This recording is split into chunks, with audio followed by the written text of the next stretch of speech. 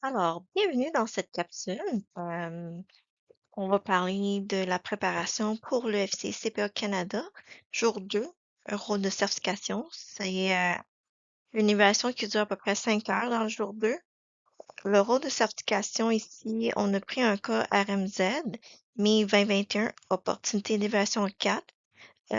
Ici, la compétence qui est évaluée, c'est dans l'information financière. Euh, c'est juste ceux qui font le rôle de certif. Vous allez devoir me démontrer que votre compétence en information financière elle est beaucoup plus profonde et le meilleur que les autres candidats pour cette journée-là. Euh, dans un jour 2, tout le monde a un compta de gestion. C'est à peu près 3 à 4 opportunités d'évaluation à faire. En infofine, minimalement, même en jour 2, euh, peu importe le rôle, vous avez tous trois, mais un quatrième qui est beaucoup plus difficile pour ceux qui font le rôle de certif, c'est ce cas-là ici. Euh, alors, qu'est-ce qu'on va venir chercher à évaluer? C'est vraiment le candidat doit analyser les raisons de l'utilisation accrue des mesures hors PCGR, les préoccupations liées à leur communication et le besoin des utilisateurs.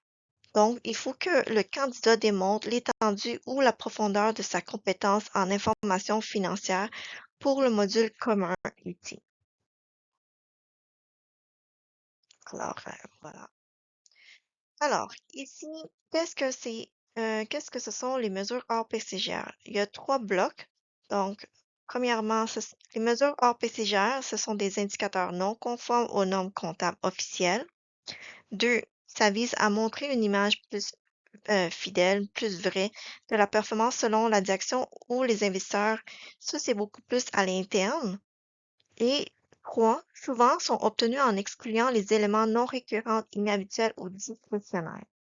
Bon, euh, je vais vous expliquer en quoi ça consiste vraiment les mesures hors PTGR. Donc, les mesures hors PTGR ou mesures financières non conformes au PCGR sont des indicateurs financiers qui ne sont pas définis par les principes comptables généralement reconnus. Elles sont donc calculées selon les méthodes propres à l'entreprise et présentées en complément des états financiers officiels. Souvent, ce sont des rapports de gestion que c'est la direction qui prépare pour communiquer aux investisseurs. Donc, qu'est-ce qu'on va venir faire ici? C'est, selon les autorités canadiennes en valeur mobilière, ce sont des mesures financières présentées différemment des mesures conformes au PCGR et qui nécessitent des règles de divulgation spécifiques. Comme par exemple, on va venir chercher un EBITDA, Adjusted Earnings Before Income Tax, um, Depreciation and Amortization, je crois. Résultat opérationnel ajusté, la flûte de trésorerie qui est disponible, résultat net ajusté, qui va venir exclure tous les éléments non récurrents. Donc, les mesures APCGR vont créer une stabilité d'analyse des ratios versus l'analyse des ratios par exercice financier qu'on va prendre, parce qu'à chaque année, il y a tout le temps des activités ou des opérations non récurrentes. C'est des éléments ponctuels. Alors, ici, on va venir aussi voir c'est quoi les limites. Donc, les risques et les limites, c'est les régulateurs soulignent que ces mesures peuvent être trompeuses si elles ne sont pas clairement définies, conciliées avec les mesures PCGR, présentées de manière cohérente dans le temps. C'est pourquoi le règlement 52-112 impose des obligations strictes de divulgation. Au Canada, c'est moins strict comparé aux États-Unis. Passons au prochain. Donc ici, pourquoi les entreprises utilisent les mesures APCR? Donc, il faut comprendre que l'objectif, c'est de comprendre la logique derrière leur utilisation. Comme point clé, c'est pour mieux comprendre les activités réelles et mettre en valeur la performance sous-jacente de l'entreprise. Au niveau interne, on va venir chercher à avoir plus de transparence pour refléter la façon dont la direction évalue ses résultats. On a aussi les facteurs ESG, donc E pour environnement, S pour social, G pour gouvernance, mais En développement durable, on va venir dire l'économie. Donc, c'est intègre des nouvelles mesures de performance non financière. Vision de la direction. On communique la stratégie et les perspectives futures. Donc, euh, comment revenir, juste en simples mots, là, à quoi servent les mesures APCGA? Donc, les entreprises les utilisent pour mieux expliquer la performance sous-jacente. Donc, elle permet d'isoler certains éléments jugés non représentatifs, par exemple les charges non récurrentes, la restructuration, la variation de la juste valeur, les amortissements importants. Cela aide à présenter une vision plus normale de la performance. Donc, comme je dis, ça va venir stabiliser l'analyse de performance comparative d'un exercice à un autre. Ça va venir permettre aussi de faciliter la comparaison entre les entreprises. Les PCGR peuvent varier selon la juridiction ou les secteurs. Donc, les mesures hors PCGR permettent parfois de comparer plus facilement les entreprises qui sont similaires. 3. Pour communiquer avec les investisseurs institutionnels demandent souvent des indicateurs comme le EBITDA pour évaluer la capacité de générer la trésorerie, la performance opérationnelle, la valeur de l'entreprise. Les autorités rappellent que ces mesures sont largement utilisées dans la communication financière. Et 4, c'est pour mettre en avant certains aspects stratégiques. Elle permet de mettre l'accent sur la rentabilité opérationnelle, la croissance organique, la performance ajustée des acquisitions. Alors ici, les problèmes avec les mesures hors PCGR, souvent, qu'est-ce qu'on va venir rencontrer, c'est qu'il y a des manques d'uniformité pour le calcul propre à chaque entreprise. Donc, dans le manque d'uniformité, la mesure hors PCGR manque de règles communes, ce qui entraîne des ajustements incohérents entre une entreprise à un autre et parfois sur des éléments pourtant normaux. Ensuite, on a la comparabilité qui est limitée, donc ajustement qui varie d'une année à une autre. Donc, l'absence de critères uniformes rend difficile la comparaison entre les sociétés, car les ajustements varient d'une entreprise à un autre, d'un exercice à un autre aussi.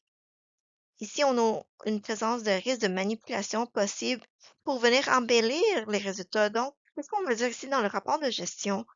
Souvent, qu'est-ce que la direction veut faire? C'est beaucoup plus un ton narratif, d'autoréclamation. Donc, c'est vraiment la direction va venir choisir les éléments ou les informations qui va lui avantager, qui va embellir son image de qu'est-ce qu'il en est réellement.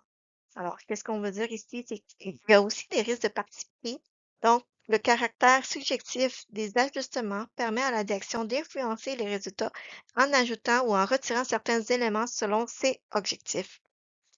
Et à la fin, on a ici un désavantage concurrentiel qui va venir dévoiler l'information qui est beaucoup plus sensible. Donc, qu'est-ce qu'on veut dire? C'est que les concurrents pourraient exploiter ces informations si l'entreprise n'a pas accès à des données équivalentes pour eux, sur eux.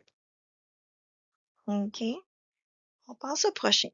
Alors, qu'est-ce qu'on voit ici? Comme on donne des exemples, par exemple, pour les besoins des utilisateurs. Donc, ici, on a les actionnaires actuels. C'est quoi l'objectif principal? C'est que eux, les actionnaires actuels, ils souhaitent que la valeur de leur titre soit beaucoup plus attrayant. Donc, ils ont des attentes que ce soit des ajustements positifs à la hausse. Ensuite, on a les actionnaires potentiels. Donc ici, qu'est-ce qu'ils visent? C'est vraiment une vision qui est beaucoup plus durable. Donc, la performance doit être euh, au rendez-vous d'année après année. Ensuite, on a les créanciers qui sont les banques, les prêteurs. Bon, qu'est-ce qu'eux, ils recherchent? C'est vraiment la capacité que l'entreprise est capable de rembourser. Donc, ça veut dire que dans, en enlevant tous les éléments non récurrents, on va venir regarder dans son flux de trésorerie, est-ce que l'entreprise est capable de générer des flux de trésorerie? Parce que, par exemple, la trésorerie qui vient d'augmenter, ça peut être dû euh, à une vente d'IMO. Donc, ça va venir faire gonfler le résultat net.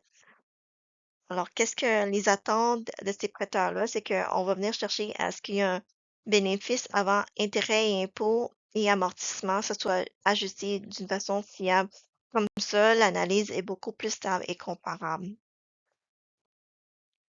Alors ici, pour les types de qui sont beaucoup plus courants pour les ajustements, c'est qu'on regarde euh, les activités normales, mais qui sont quand même volatiles, donc les pertes de change, les ventes d'actifs.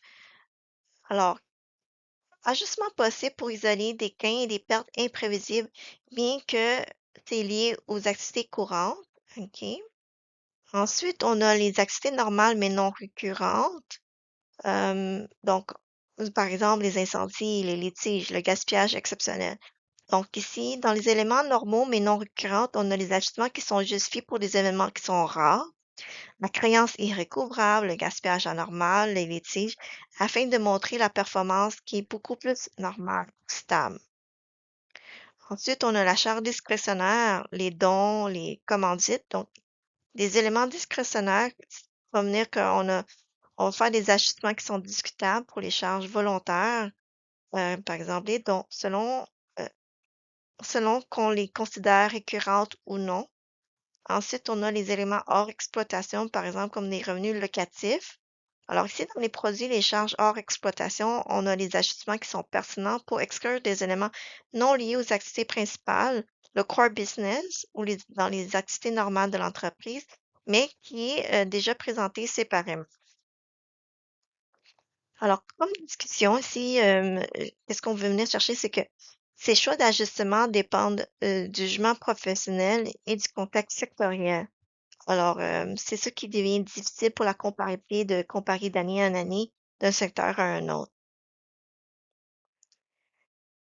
Ici, pour récapituler, l'outil est utilisé pour mieux comprendre la performance réelle, mais attention à la subjectivité et au manque de comparabilité. La transparence et la réconciliation claire avec les états conformes au PCGR sont essentiels et toujours de lire ces rapports-là, les rapports de gestion, avec beaucoup de prudence et avec un regard critique. Donc, les mesures en PCGR ne sont pas mauvaises, mais elles demandent simplement du jugement, de la rigueur et une bonne communication financière. Alors, pour la question de réflexion, c'est comment un auditeur peut-il évaluer la pertinence et la fiabilité des mesures hors PCGR dans un dossier de certification? Compte-vous quand vous allez faire face à ce genre de demande-là à l'EFC dans un jour 2, vous allez devoir avoir à expliquer les éléments que je vous ai présentés. Est-ce que c'est quoi une mesure hors PCGR? Pourquoi les entreprises l'utilisent? C'est quoi les besoins des utilisateurs? Les impacts? Et c'est quoi les postes qui vont venir faire des ajustements? Et pourquoi on doit faire les ajustements dans ces postes-là spécifiques? Donc, il faut qu'il est capable de dire l'impact, expliquer le pourquoi, le justifier. Alors, ça met fin à cette capsule. Donc, je vous remercie beaucoup d'avoir écouté et bonne préparation pour le FC.